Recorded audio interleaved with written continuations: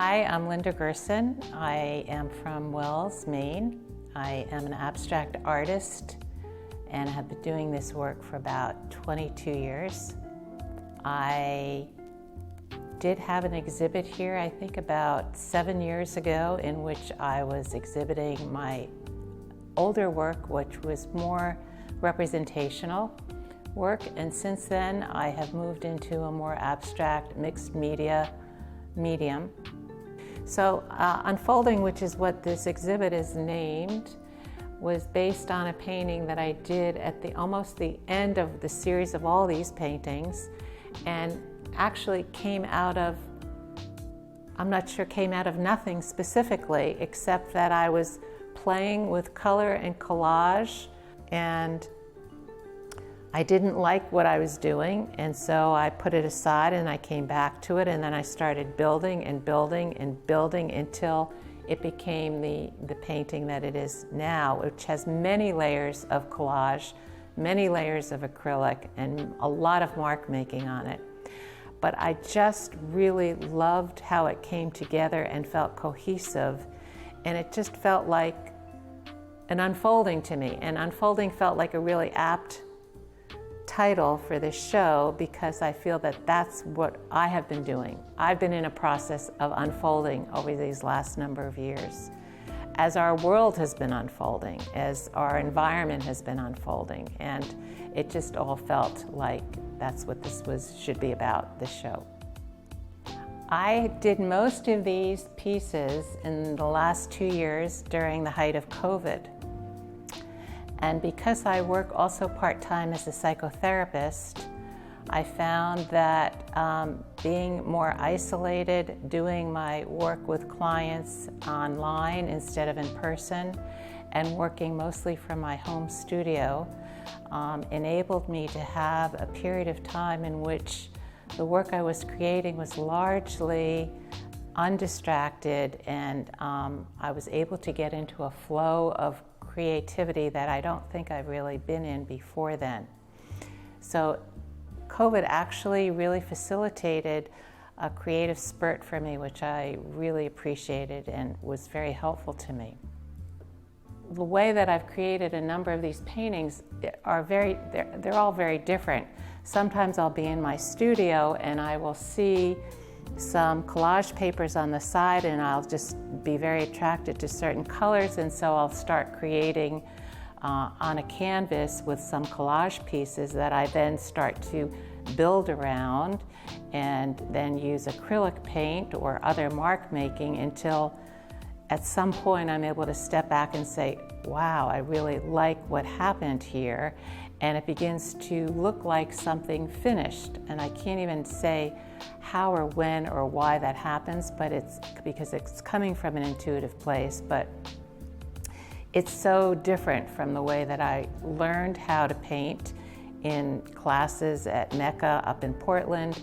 This is really based on not knowing what's going to happen, not knowing what's going to end up on the canvas, not needing to know what the finished product is going to look like. So it's very different from beginning to end. You know, some of these start with collage, some of these start with acrylic paint, and some of these actually have been painted on old paintings that did not work for me, that I put aside.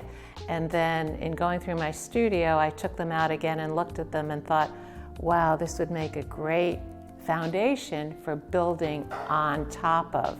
And so some of these paintings, which you would never know, have resulted from old unsuccessful paintings that I then created on top of with layers and collage and color that was started from an older painting. And again, it's sort of a layering of building from something that didn't work to something that becomes a work of art that I enjoy. It's really interesting. Each piece, I have to say, I'm in a slightly different place emotionally when I'm creating.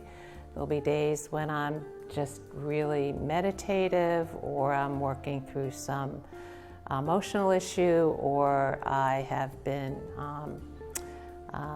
filled with a lot of energy and a lot of happiness. So each piece, it reflects that part of where I'm at emotionally. And there are also times when I've been in an upset place or a grieving place. And for example, there was a period of time in the last year when I lost a very close friend. And I realized that I had no interest in doing any art with color, so that I was only attracted to doing black and white paintings. And I came up with a couple of collages that were all black and white. One was a landscape, an abstracted landscape, and one, as it turned out, I only realized when I looked at it at the end, looked like a bunch of crows about to take flight from trees. It was very abstract, and I didn't even know that's what I had created. And when I thought later about why it was that I was only doing black and white, I only realized afterwards that I had no interest in color because I was grieving.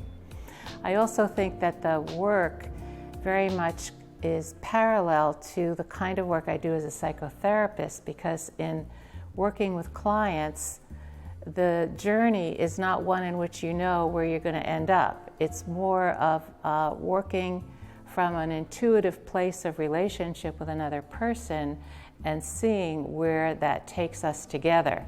And so I really feel like my creative process almost parallels my professional work as a therapist, in that the process of both is one in which I'm working not so much in my head, but in my heart.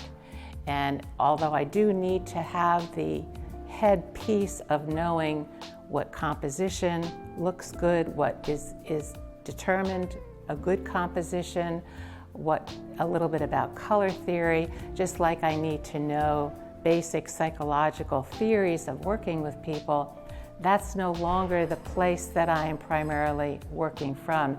It's just something that adds to being able to create something in the best way possible.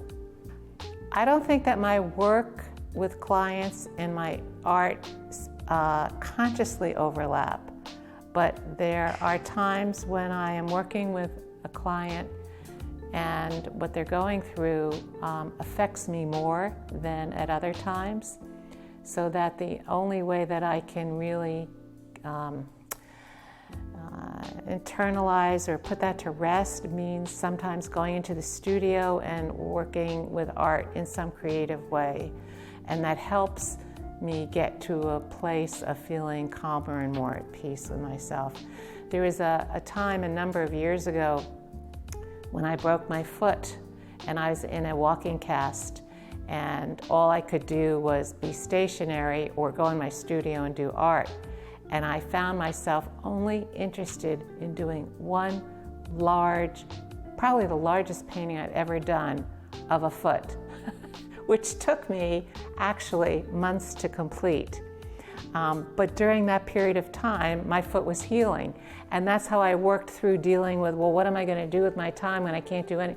I'll do my painting. Well, what I wanted to paint was a foot. Most of this work is done with mixed media of acrylic, collage, lots of layers, mark making, charcoal, ink, a variety of things. And I find that my process of creating is very different from what it was a number of years ago. When I was doing more representational work, it was really important for me to know that what I was creating looked like what I was seeing. So I would either have a still life setup, or I was working from a photograph I had taken of a landscape, or I was actually working in the landscape, plein air, painting what I was seeing. And that started to shift when I started to do more abstract work, because it was not any longer coming from outside myself, but really from inside, in a more intuitive way that I had never really created before. So I was making very different work that was a result of working in lots of layers. Most of these pieces were not made with a paintbrush. They were made with other tools that I've started to use over the years that are sponges or I will dribble ink on it and use a tool that just pulls it across, and then if it's translucent, it will show the layers underneath it as it dries. So I've learned how to use other tools, other than brushes, that really create different effects than a brush could ever do. That was done with no brushes and just scraping through to other layers with like a thin scraper. And others were just made with throwing paint on with a big sponge, and some with a brush, but mostly not a brush. Sometimes I really like the ability to paint and create on a hard surface where the paint and the collage will stand up in terms of texture. And other times I like a really smooth surface of paper, which are the ones that are behind frames and covered up, because they're more vulnerable than the pieces that are on the wood panels. But I can't tell you what determines one or the other. It's just what I'm feeling at the time and what feels texturally like something I want to work with or not on that particular day. You can do so many different things. I can build layers and then pull away layers to reveal something underneath it in some parts of the painting and leave other layers there that don't reveal things under the painting. It's a process that you're always working and can rework. So actually, if you don't like something when you're doing a painting, you can always put something else on top of it with acrylic or with ink or with other mark making, and then see what happens. So nothing is really lost. I've also recycled older paintings by cutting them up and using them as collage material for other paintings, which is a really nice way of recycling older stuff without having to throw it away. I mean, there are the paintings I tear up and throw away. I say, I don't want to see this ever again. But there are other pieces that have parts to it that I really like, the texture or the mark making, that I'll just cut up and then use as collage pieces, for example. Unfolding has a lot of that in it, actually, some older pieces from other things at other times. So there are older paintings that didn't work, I didn't like. I tear them up and I use them for pieces of collage in another painting. There are other pieces that didn't work that I look at and I go, oh, that's a really nice board. I don't want to just throw that board away, that wood panel away. I'll put something over it and use that just as a base for what I started from, and maybe some of it might show through some of the layers that I put on top of it, and others may never show through at all. Other parts of it might not show through. So it's very variable. Everything is open for experimentation. And I'm always learning, and I'm always hopefully trying new things that I'm either learning from other artists or learning from looking at other work. But it's a process that's never static. It's always moving forward, hopefully. Yeah.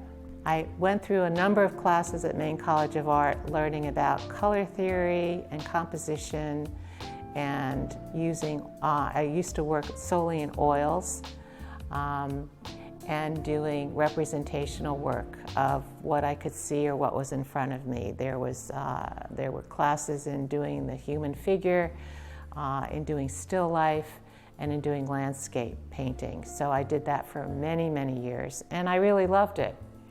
But something shifted in me a number of years ago when I was greatly influenced by a close friend who's an artist who was really pushing me to explore more abstract work, which at first I didn't like at all, and then grew to love, and started finding myself only interested in doing abstract work, which is, again, coming from an intuitive place as opposed to looking at something and then wanting to replicate it, which has its advantages and its place, of course, but just not a place where I'm at any longer. These are all acrylic, collage, and ink. What else is in them? Some charcoal, but they're all acrylic. I haven't worked in oil in some time. Oils I still really love a lot, but acrylic dries pretty quickly. and therefore is more conducive to building layers on, because you can put down a layer of acrylic on a board or on paper and it'll dry within a few minutes, and then you can adhere other things if you want to glue them on or add to them in collage.